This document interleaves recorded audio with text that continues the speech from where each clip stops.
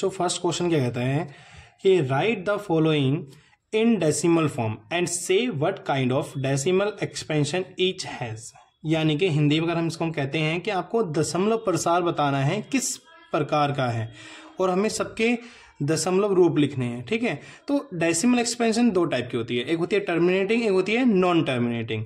Terminating decimal expansion उसे कहते हैं जो हमारा एक डिजिट को अगर हम डिवाइड करते हैं, जैसे 36 अपॉन में हमने 100 किया, तो फर्स्ट पॉइंट जो है हमारा क्या है 36 अपॉन में 100, यानी कि 36 को हम 100 से डिवाइड करते हैं तो हमारा जो आंसर आता है 0.36 आता है। अगर हमारा 0.36 आ रहा है इसका मतलब क्या है, ये नंबर आगे डिवाइड नहीं होगा, और अगर आगे डिवाइड नहीं होगा इसका मतलब ये यहाँ पे स्टॉप हो गया है। तो इस प्रकार यानी इस टाइप की हम डेसिमल एक्सपेंशन को क्या बोलते हैं, टर्मिनेटिंग। क्या बोलते हैं, टर्मिनेटिंग, यानी कि शांत। ठीक है, तो हमारा देखो 36 अपॉन में 100 किया हमने 0.6 आया यानी कि टर्मिनेटिंग है, और हिंदी में कहेंगे हम शांत। दूसरा है हमारा 1 अपॉन 11 यानी कि 1 अपॉन में 11, अगर इसको हम एक्सप्लेन करते हैं तो क्या आएगा हमारा, अगर 1 को हम 11 से डिवाइड करेंगे तो 0.0909 ऐसे कंटिन्यू चलता जाएगा। तो इसलिए हम क्या कहेंगे इसको, क्या है ये, नॉन टर्मिनेटिंग यानी कि अशांत। ठीक है, चलिए थर्ड पॉइंट देखते हैं।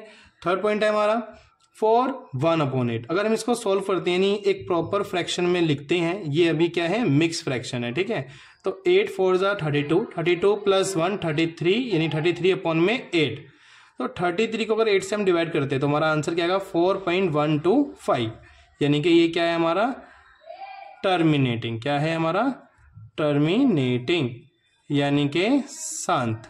ठीक है, अब इसको अगर आपको डिवाइड करके दिखाते हैं, यानी कि हम 33 को 8 से डिवाइड करते हैं, 8 4 जा 32, कितना बच गया 1, 0 लिया तो पॉइंट लग गया, 8 1 जा 8, कितना बच गया 2, 0 लिया, फिर 8 2 जा 16, कितना बच गया 4, 0 लिया, 8 5 जा 40, यानी कि यहाँ पे ये हमारा एंड हो गया। ठीक है, इसलिए हमने इसको क्या कहा था, क्या है ये शांत।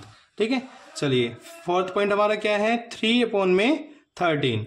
यदि अगर 3 को हम 13 से डिवाइड करेंगे तो हमारा जो एक्सपेंशन आएगी यानी कि दशमलव प्रसार जो आएगा वो आएगा 0.230769, जो कि क्या है हमारा बार बार रिपीट होता जाएगा। यानी हमने इसके ऊपर क्या लगाया है, बार। इस बार का मतलब क्या है, ये जो नंबर है ये बार बार रिपीट होगा। ठीक है, तो इसको हम बोलेंगे नॉन टर्मिनेटिंग, हिंदी में कहेंगे अशांत। ठीक है, चलिए फिफ्थ पॉइंट क्या है हमारा 2 अपॉन में 11, यानी 2 को अगर हम 11 से डिवाइड करेंगे तो हमारा आएगा 0.18, और ये कंटिन्यू रिपीट होता जाएगा, यानी इसके ऊपर हमने क्या लगा दिया है, बार। तो इसको भी हम कहेंगे नॉन टर्मिनेटिंग यानी कि अशांत। ठीक है, 6 पॉइंट क्या है 329 अपॉन में 400। तो हमने क्या करा, यहाँ पे 2 0 को कट करा, जब 2 0 हमारे कट हुए तो पॉइंट हमारे 2 डिजिट के बाद लग जाएगा, यानी 9 और 2 के बाद यहां पॉइंट लगेगा, तो 3.29 अपॉन में क्या बच गया 4। अब 4 से हमने इसको डिवाइड करना है तो हमारा जो नंबर आएगा वो आएगा 0.8225, यानी ये जो नंबर है इसके ऊपर बार नहीं लगाया क्योंकि ये नंबर यहाँ पे क्या हो गया, अगर हमने 3.29 को डिवाइड करा है 4 से तो ये जो नंबर है ये डिवाइड हो गया, यानी कि इसके आगे डिवाइड नहीं होगा, इसका एंड हो गया है। तो इसको हम क्या कहेंगे, ये क्या है टर्मिनेटिंग यानी कि शांत। ठीक है, चलिए क्वेश्चन नंबर सेकंड देखते हैं। क्वेश्चन नंबर सेकंड क्या कहता है बच्चों, ये कहता है you know that 1 upon 7 equal to 0.142857। Can you predict what the decimal expansion of 2 upon 7, 3 upon 7, 4 upon 7, 5 upon 7, 6 upon 7 are without doing the long division, if so how।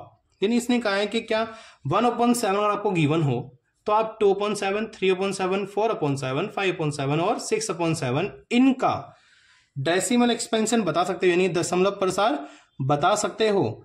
और कैसे, without doing the long division, यानी कि आपको एक लंबी जो भाग विधि होती थी ना, डिवीजन जो हुआ करता था हमारा, जो डिवाइड करते थे, आपको वो नहीं करना है, यानी डिवाइड नहीं करना है, बिना डिवाइड करे आपको बताना है 2/7, 3/7, 4/7, 5/7, 6/7 क्या होगा। तो कैसे करते हैं देखिए, सबसे पहले हमने लिखा 1/7 कितना दिया हुआ है हमें 0.14287 यानी ये हमें गिवन है, हम लिख देते हैं गिवन। ठीक है, तो हमने 2/7 को कैसे लिखा, 2/7 का मतलब क्या है, 2 हमने यहां से कॉमन ले लिया तो 2 मल्टीप्लाई 1/7। क्यों, क्योंकि 1/7 की वैल्यू को गिवन है, अगर आप 2 को 1 से करेंगे मल्टीप्लाई तो वापस से हमारा 2/7 आ जाएगा, इसलिए हमने 2 मल्टीप्लाई में 1/7 लिख दिया। तो 2 का 2 और 1/7 की वैल्यू को गिवन है, ये हमने यहाँ पे रख दी। अब 2 को हमने इस नंबर से करना है मल्टीप्लाई, यानी 2 7 जा 14, 1 2 5 जा 10 और 1 11। ठीक है, फिर 2 8 जा 16 और 1 17, फिर 2 2 जा 4 और 1 5, फिर 2 4 जा 8 और 2 1 जा 2। यानी कि हमारा अगर हमने 2 को 0.142857 से मल्टीप्लाई करा तो हमारा नंबर क्या आया 0.285714। यानी कि हमने देखो यहाँ पे डिवाइड नहीं करा है बल्कि मल्टीप्लाई करके हमने एक नंबर लेके आ गए। ठीक है, ऐसे ही हमने 3/7 यानी कि 3 मल्टीप्लाई 1/7, तो 3 का 3 एज इट इज, 1/7 की वैल्यू दी हुई थी हमें, ये रख दी हमने यहाँ पर और इसको मल्टीप्लाई करा तो हमारा नंबर ये आ गया। ऐसे हमने 4 इंटू में 1/7 किया तो 4 की मल्टीप्लाई इससे की तो ये नंबर आ चुका है। ऐसे हमने 5 की मल्टीप्लाई की है, फिर 6 की मल्टीप्लाई की है। ठीक है, चलिए क्वेश्चन नंबर 3 करते हैं। देखिए बच्चों, क्वेश्चन नंबर 3 क्या है, ये बोल रहा है express the following in the form p by q where p and q are integers and q not equal to 0। देखिए हमें p by q की फॉर्म में यानी कि एक रैशनल नंबर की फॉर्म में हमें लिखना है। अब ये रैशनल नंबर क्या होते हैं हम पहली वीडियो में बना चुके हैं। ठीक है, आप उसको देख लीजिए। तो p by q का मतलब क्या होता है, एक रैशनल नंबर, यानी कि हमें दिया हुआ है फर्स्ट पॉइंट 0.6 के ऊपर बार।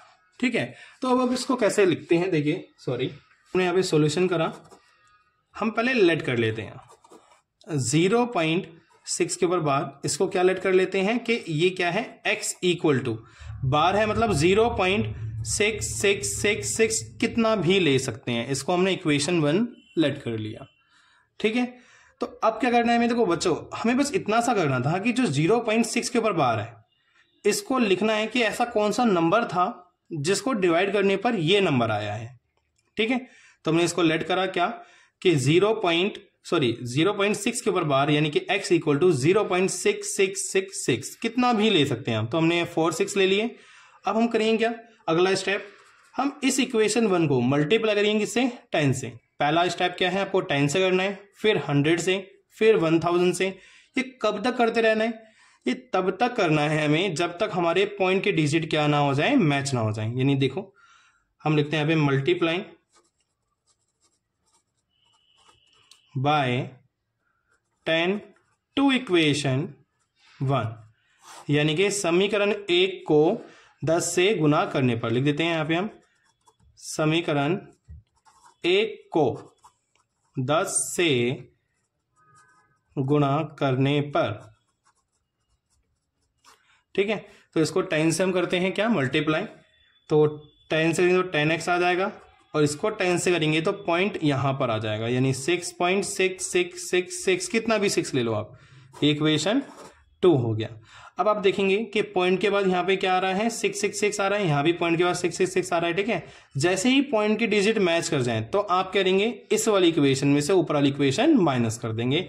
तो हम यहाँ पे पूरा स्टेटमेंट आप लिख देना, सेकंड इक्वेशन में से फर्स्ट इक्वेशन को क्या कर रहे हैं, माइनस कर रहे हैं।